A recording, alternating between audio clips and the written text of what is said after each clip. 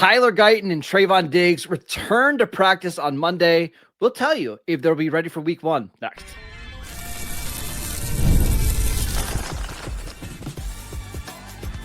You are Locked On Cowboys, your daily Dallas Cowboys podcast. Part of the Locked On Podcast Network, your team every day. Welcome back to the Locked On Cowboys podcast, part of the Locked On Podcast Network, your team every day. We'd like to thank you for making us your first listen of the day. Today's episode is brought to you by FanDuel. Football season is right around the corner. Visit the FanDuel app today and start planning your futures bets now. Welcome back. I am Marcus Mosher. He is Landon McCool. And on today's show, we're going to talk about Phil Mafah heading to the injured reserve list, some roster predictions ahead of the Tuesday deadline. But Landon, let's start with this. The Cowboys got not one, but two starters back to practice on Monday. I want to start with Tyler Guyton, who, again, you and I were on the squad show when it was announced that he was going to be a torn ACL, and then all of a sudden it wasn't. And the fact that he's back practicing, albeit in a limited fashion, with 10 days left to go for week one, is just fantastic news, all things considered. I'm flooded with memories of you frantically trying to get a hold of me while on the squad show. Pick up your phone.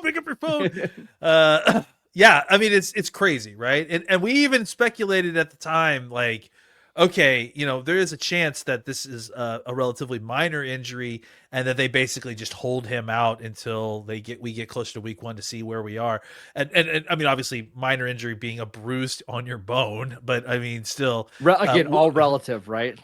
Yeah, exactly. So, I mean, on the scale of Jason Witten playing while his spleen's hanging out or whatever, I guess this is still pretty minor. So, yeah, I mean, I think it's exciting to get the news that we did about a couple of these different guys, but Guyton is specifically just to kind of get it confirmed. I'll tell you when I was the most shocked was I was out on the practice field. I think it was for the family day practice, which was maybe like a week and a half or maybe just a week after he actually got injured. And it was the first time I saw him, and he was walking around without a brace and without like crutches at that point. So I just felt like, man, if he's already kind of recovered that quickly, that bodes well. And I think this is kind of the next step to see where he is in that progression. It all signs kind of point to the fact that he's working his way back to potentially, hopefully, playing week one. Yeah, and he actually spoke to the media after practice. It was his first time since being injured. And he said, he's feeling good. He's still doing limited work, but it was important that he got out there to practice. And he said they're going to leave it up to the medical team kind of to decide what's going on here. You and I have speculated, like, we wouldn't be surprised if they try to ramp him up this week. And then we'll see next week. Because remember, you've got Sunday, and then it's Labor Day, and then you've got, one practice, and then you're traveling to Philly to get ready for that game against the Eagles. If he's not quite there, we wouldn't be surprised if they don't risk it and just give him the extra 10 days to get ready for the Giants game. But again, it doesn't seem like he's going to be out long. And I think at the latest, like, we're going to see him by week 2. Yeah, because, I mean, again, the Giants, let's not forget, for folks that haven't checked back in with our NFC East mates, the Giants have an equally fearsome and maybe even some ways more fearsome pass rush on their side than the Eagles do. So, it makes some sense that you may want to consider, giving Guyton an extra week just to prepare, because it's not like it's going to get easier as the weeks go on. For him specifically, I think it may be more difficult week 2 than it will be for week 1. And one of the points that you've made is that you're probably going to help out whoever's the left tackle, whether it's Nate Thomas or Tyler Guyton. So if you're going to put that much attention on that left side, maybe it's not the worst thing to give Guyton another 10 days to get ready. But again, the fact that he's back at practice is great news for the Cowboys and for Tyler Guyton. I want to talk about another player who we touched on during Monday's show, Trayvon Diggs. We knew that he was coming off the PUP list. That's official. He was back on the practice field. And by all indications, Landon, he did everything. And Trayvon Diggs was saying that it's, he's just he feels 100% healthy. He just has to kind of get his conditioning up. But another player who should be ready sooner rather than later. Yeah, and just, this one's really interesting because the fact that the news kind of changes the trajectory of the 53-man roster if you hadn't really accounted for this, right? Like I think for me, I was kind of under the hope that he would make it back in some form or fashion. I don't know that I thought that enough for me to put him on the roster at this point, but I don't know that I think any of us would have anticipated that he would have been off the PUP and with the potential of getting ready for week 1. Like the fact that week 2 isn't even in striking distance, I think is really exciting. So I think the fact that we're talking about, just maybe getting through 1 week, or just maybe not having to get through any time without Diggs, it changes the way you construct this roster, I think. And that's why it's the real big news of yesterday, because it really makes you go back to your 53-man roster, go, well, maybe I don't need to hold on to one of these extra nickelbacks. Maybe I can see if we can get a Keemon Hall to sneak through and get to the practice squad and call him up, or a Childress or someone.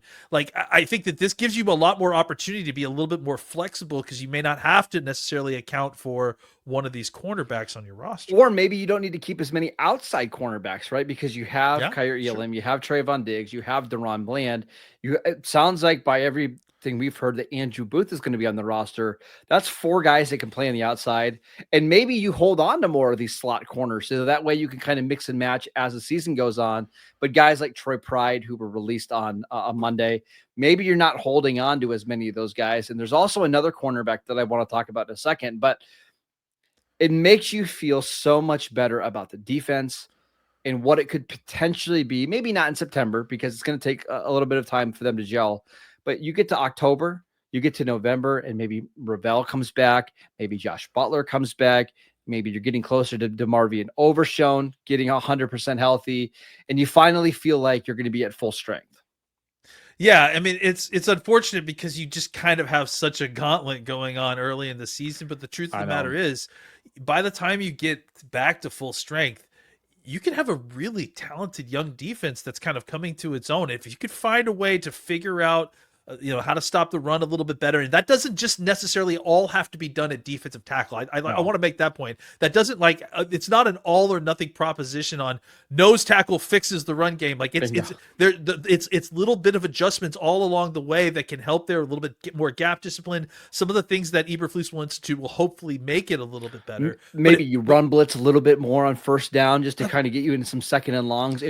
You're going to give up some big plays in the passing game, but you might be able to salvage some of your run defense that way. But the point being is that you can get yourself into an angle where, hey, if some of these young guys start hitting and the defense starts to gel by the time we hit October and the winter starts, the weather starts getting cold, you may have a better defense than you think you've got. It's just that some of it needs to be unlocked with experience, because you have young players and experience in the defense because it's newly installed with Eberflus.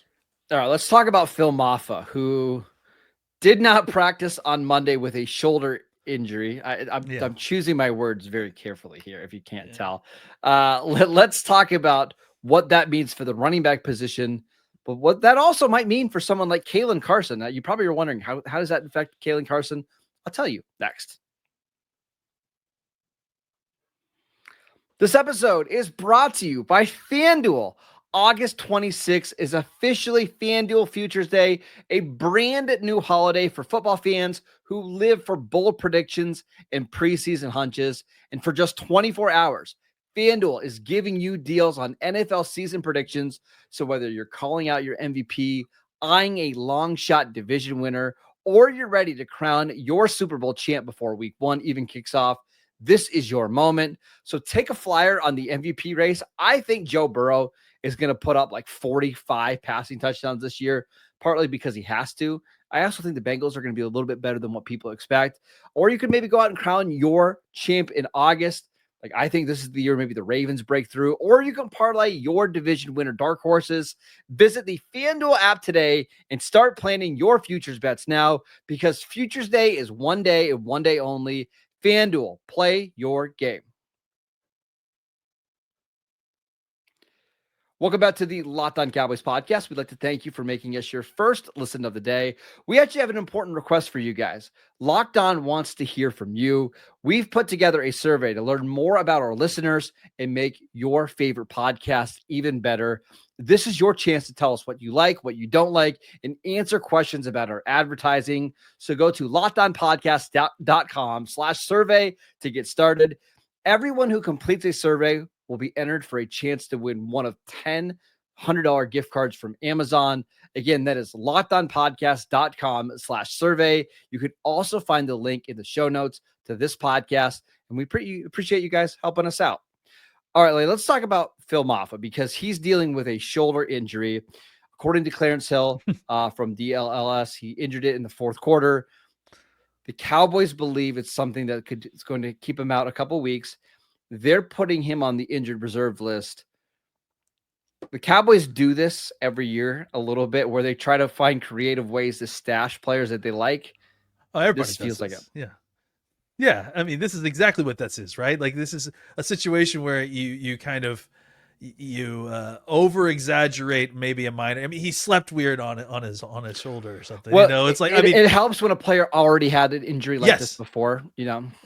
Yeah, absolutely. You lean into whatever you can, or you lean into like, hey, if somebody gets nicked up or is seen coming off the sideline, like you're like, okay, all right, no, come on, come sit down over here. We got something we can do with you. So, yeah, I mean, it's never, I think, a so intentional thing. I think it's more just taking advantage of a moment sort of situation that every team does this.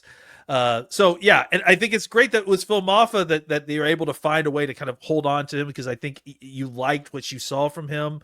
And maybe you didn't feel like he was quite ready for prime time, literally in the case of the Thursday night game against the Eagles. So I think that it's a situation where you get him in the squad, you make sure that you retain his rights, you get an opportunity to work with him for a little bit.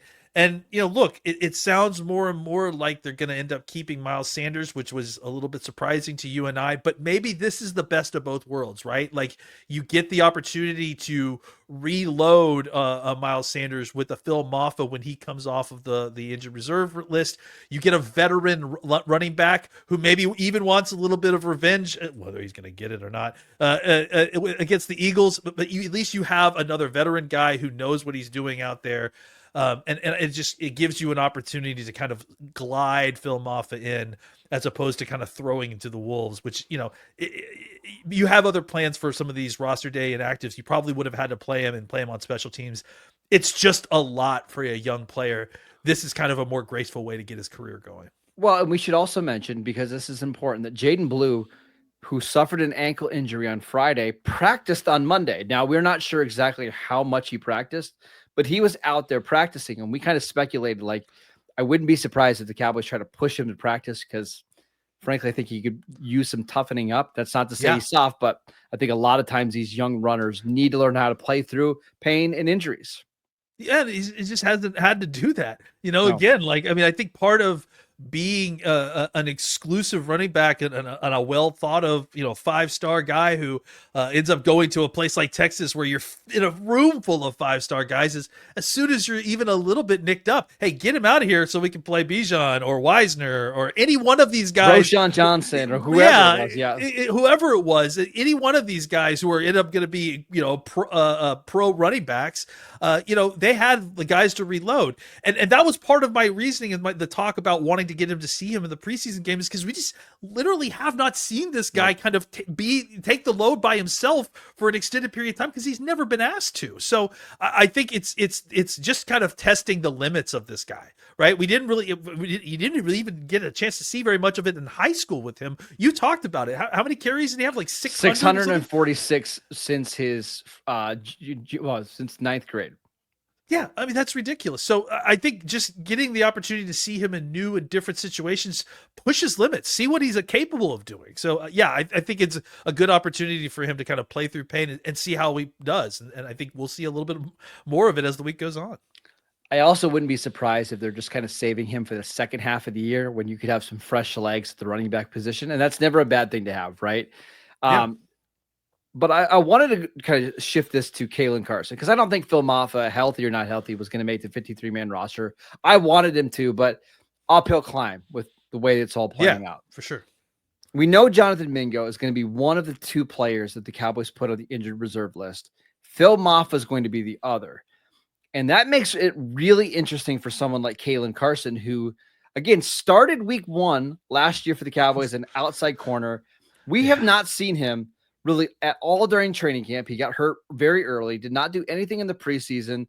I have no idea where he's at in his recovery. Do you put him on the 53-man roster, knowing that he's probably not going to play right away? Or do you cut him and see if he makes it through waivers and put him on the practice squad? Or do you put him on the injured reserve list, ending his season, and try again next year? I have honestly no idea, but I'm fascinated to see how this Phil Mafah decision might affect Kaelin Carson.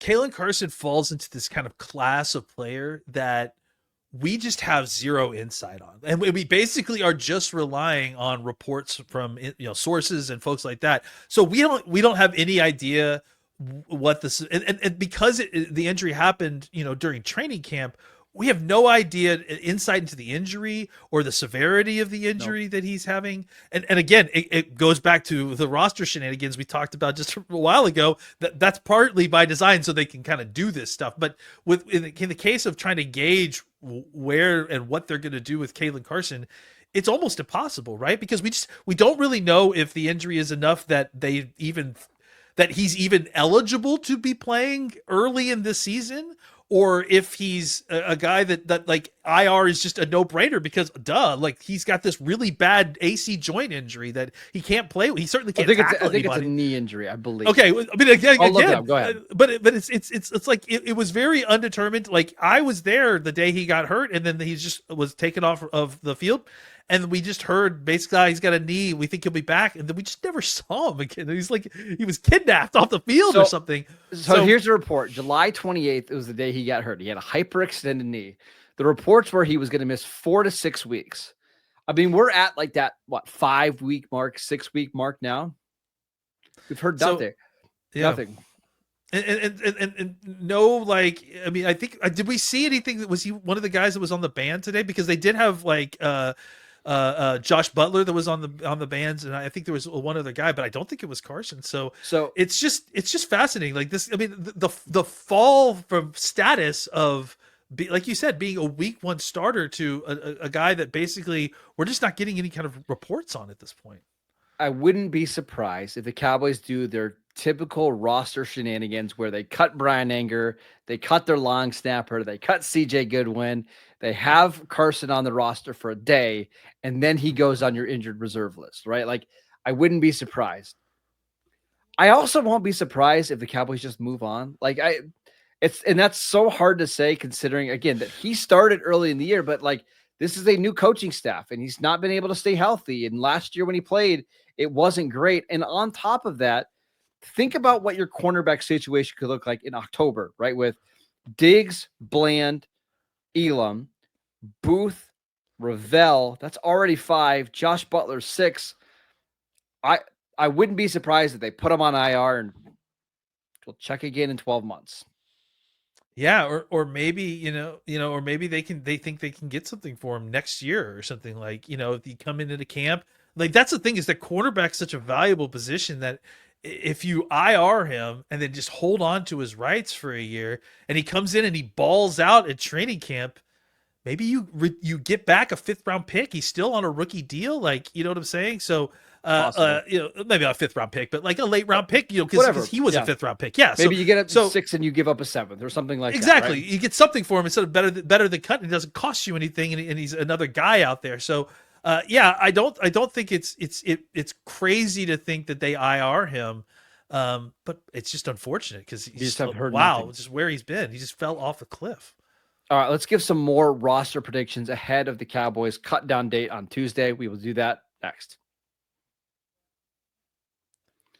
This episode is brought to you by Yahoo Fantasy, The NFL season is right around the corner and you can feel the buzz. Fantasy football season is here. Everyone's out researching, drafting, and building their championship squads. And if you haven't joined a league yet, now is the time, and it's all happening on Yahoo. This year, I'm playing fantasy football on Yahoo Fantasy, and you should too, whether it's your first time or this is your millionth time creating a league. Yahoo Fantasy is loaded with fun ways to compete and brand new features that make the game even better. And with season kickoff on September 4th, now is the time to start playing on Yahoo Fantasy, which offers so many ways to compete, including one of my favorites, Yahoo Fantasy Guillotine Leagues, where the lowest scoring team is eliminated each week until there's only one team left standing. The NFL season kicks off on September 4th, so don't wait. Start your league today. Draft now at yahoofantasy.com/LockedOnNFL. That is yahoofantasy.com/LockedOnNFL. Welcome back to the Locked On Cowboys podcast. We'd like to thank you for making us your first listen of the day. For your second listen, check out the Locked On Fantasy Football podcast with Vinny Iyer and Michelle Majuk.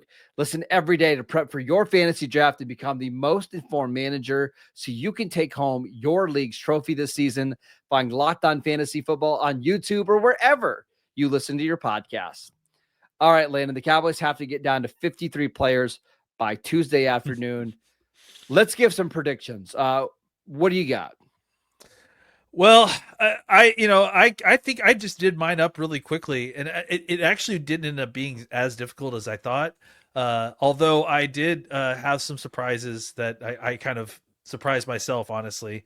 You know what? We're doing a deep dive at this point. Let's start with what you and I discussed beforehand, right?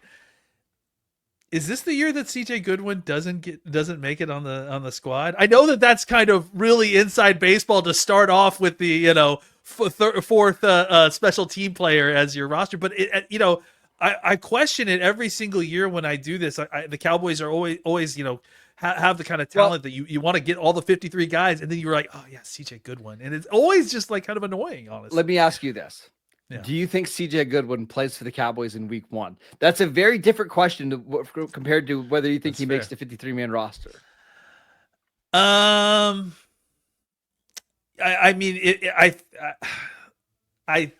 guess so, but I that's what the other thing I wonder too is because that there are two different questions in there, and maybe you should get to that point first so I can make another point. The Cowboys are going to do some weird things over the next week where they cut some of these vested veterans that don't have to go through waivers with the idea, and they tell these guys like, hey, we're just cutting you. We're going to bring you back in a day. Keep your locker. You're not going anywhere, right? Like that's happened every single year over the last 10 years, right?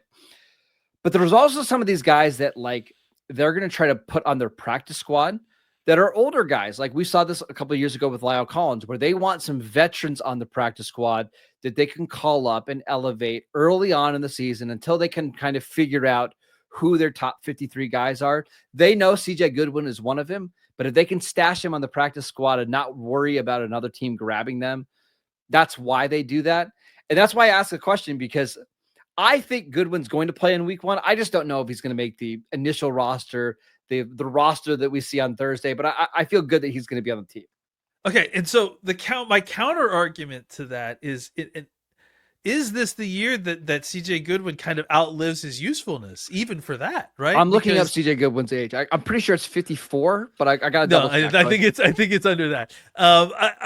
It's just one of those things where, like the angles have all changed, right? Bones isn't here anymore.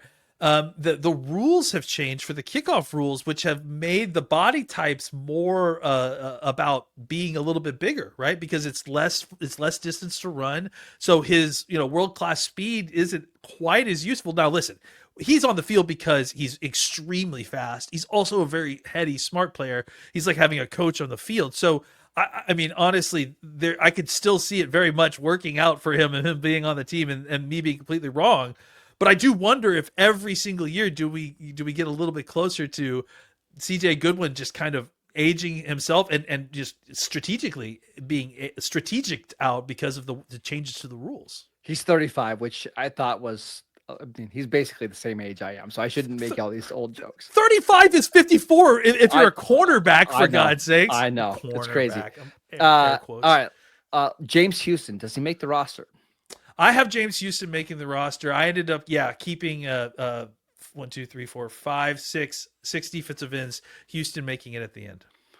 What about the wide receiver 5 position? We've heard some rumblings that they're only going to keep 5 receivers. You've got CeeDee Lamb, George Pickens, Kevontae Turpin, Jalen Tolbert. Who's that 5th receiver? I put Flanoy. I just think I've thought Brooks this whole time. The more they worked Flanoy into that kind of special team stuff, and the more he showed out, I don't know. I could go. Seriously, you could flip a coin with those two guys at this point. Here's my guess. I think Flanoy makes the roster. Brooks ends up on the practice squad, and he's the guy that's elevated like in week 1 and week 2. And he's actually playing over Flanoy. Like he's active, and possible. Flanoy is the inactive, which is really weird to think about. Like, why wouldn't you just keep the guy that's active? But I think they don't really want to expose Flanoy to waivers, where I think they're less concerned about Brooks. I do think there's a chance that Brooks could make a good get claim just because he's a cheap deal, a guy that you could play on a field, and he is a special teams guy. So that's a unique situation where maybe he actually could get claimed because it's a cheap contract. And the last thing, we're going to break down all of the moves the Cowboys make during Wednesday's show, but guys like Jalen Brooks are the type of players that get claimed, not guys like Trayshawn Holden, who are maybe a little bit more flashy and have maybe a more upside receiver. It's the guys that can come in and play special teams right away. And that's where I think Jalen Brooks could have some value. But I also saw a number that I think there was, of all the players that were cut last year, I think only 2% were 2%. Claimed. So it's okay. Yeah, I mean, it's never the guys that you think it is, right? It's the Julius Woods that get claimed, who also got released by today. Yeah. So, I mean, again, like I think it's always surprising, but it's also not surprising when a bunch of these guys make it through and end up on your practice squad.